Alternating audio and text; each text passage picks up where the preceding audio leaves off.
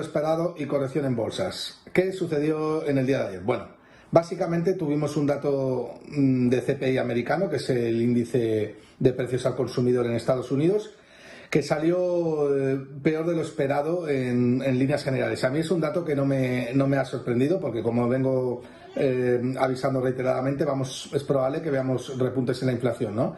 El dato salió en términos de inflación interanual peor de lo esperado, y lo más preocupante es que en términos de inflación subyacente, que es aquella inflación que elimina la variación de la energía y de la alimentación para suavizar el dato, pues en términos mensuales repuntó, los precios indicaron que repuntaron un 0,4%. Si hacemos una proyección anual de este repunte mensual, nos llevaría prácticamente a inferir que la inflación podría situarse en aproximadamente un 5%, y esto obviamente es un dato preocupante, ¿no? Porque lejos de pensar que estamos en una estructura desinflacionaria, lo que podría dar es el fantasma de la inflación poder volver a aparecer, y por supuesto la Reserva Federal lo tomará con contundencia. ¿Cuál es la reacción del mercado ante este normal dato? Porque en enero es normal que haya un repunte de la inflación. Pues bueno, la reacción del mercado es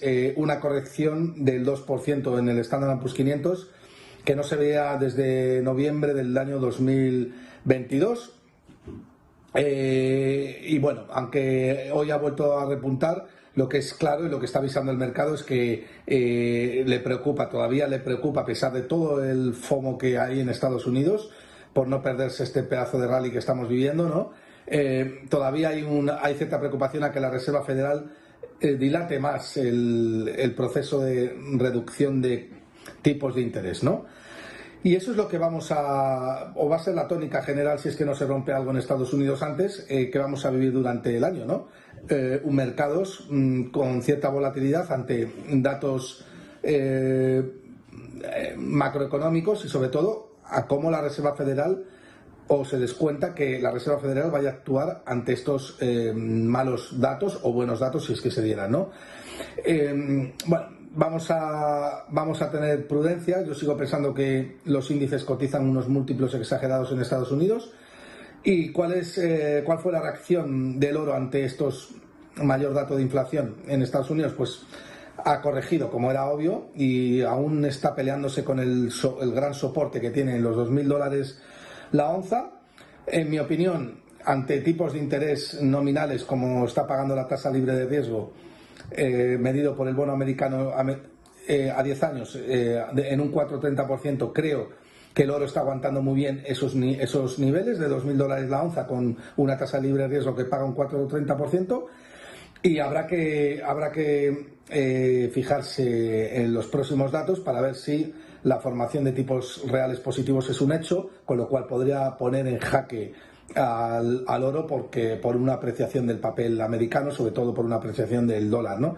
Yo sigo anticipando que la formación de tipos de interés reales positivos por parte de la Reserva Federal es una quimera. Creo que no puede respetar esa necesaria propiedad, y que por tanto la formación de tipos de interés reales negativos es más probable en mi escenario, y eso va a catalizar el oro a futuro, y es el escenario que yo barajo. Atentos a los índices los próximos días. Yo creo que el catalizador del Standard & Poor's 500 está agotado tras esos buenos resultados del último trimestre, cuando el earning per share que esperaba el mercado era de un 1,5%, pero sin embargo los beneficios empresariales han ido hasta el 6,5%.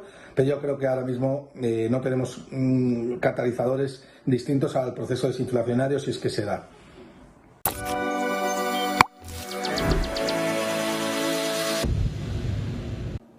Muy buenas a todos y todas, ¿qué tal? ¿Cómo estáis? Soy Javier Echeverry, responsable en Active Trades, y hoy a esta sección de secretos de Wall Street quiero traeros algo muy importante. Hoy, 14 de febrero, muchos tendréis en la cabeza algo que no es lo que voy a decir.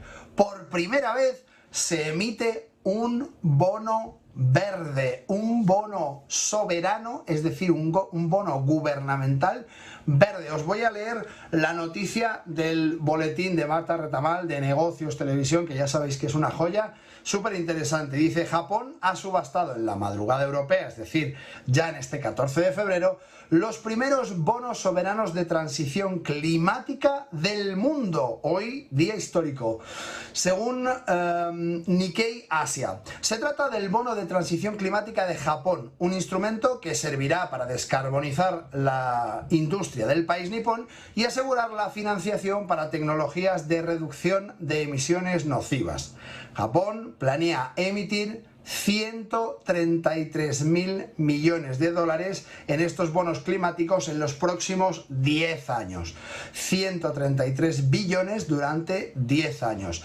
¿Que por qué es importante? ¿Que por qué es relevante? Pues fijaos, tenemos a Japón, que es la economía con más deuda del mundo. Ha llegado incluso hasta el 300 y pico % del PIB. Ahora está, creo que en un 260, 230. Ya perdí la cuenta porque desde luego ya sabemos que este quantitative easing que hemos disfrutado y del que aún tenemos bastantes colas en Europa y del que aprendió Estados Unidos, venía de esta tierra, de Japón, y son ellos los que aprendieron a inundar de liquidez el mercado.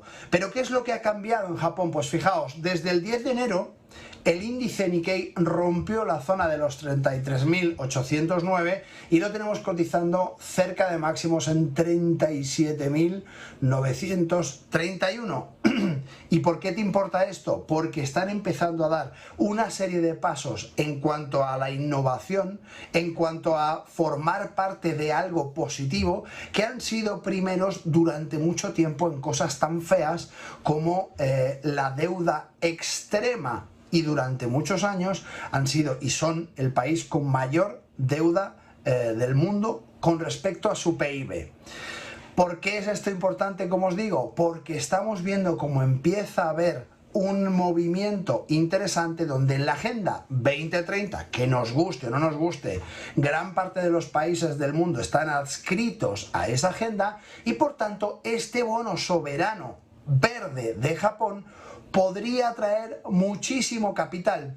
¿Qué sucede cuando una economía con muchísima deuda sobre su PIB le inyectas capital externo?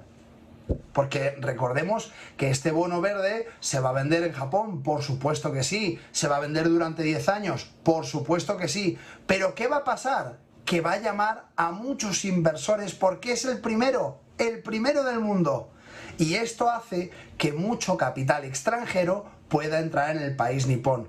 Y de esta manera, con ese capital extranjero que entra en el sistema, toda esa deuda que se mantenía con un capital similar, si empezamos a inyectar capital de fuera, podría empezar a reducirse. Por tanto, la jugada de Japón es desde luego una jugada maestra, teniendo en cuenta que, como os digo, muchos de los países que forman parte de esta Agenda 2030 probablemente se van a ver abocados al deseo de tener esa parte verde, esa parte ESG, en la que probablemente se van a gastar una parte de su presupuesto destinado a esa Agenda 2030. Bueno, como os digo, es un dato muy inteligente, es un movimiento desde luego muy inteligente. Siempre ser los primeros en algo llama la atención, siempre atrae miradas y las miradas atraen la codicia, el interés de los inversores. Vamos a ver cómo se comporta durante este año 2024, ahora que ya están a la venta desde la madrugada europea, como bien decían en el boletín de Negocios Televisión. Vamos a ver cómo se comporta el país nipón. Desde luego, ahora mismo el Nikkei os puedo garantizar que está absolutamente intratable. Me voy a ir a ver un poco datos históricos y es que nada, está muy próximo a máximos. Sus máximos se han tocado en 38.406. Vamos a poner en una hora exactamente para ver en qué momento se tocó ese precio.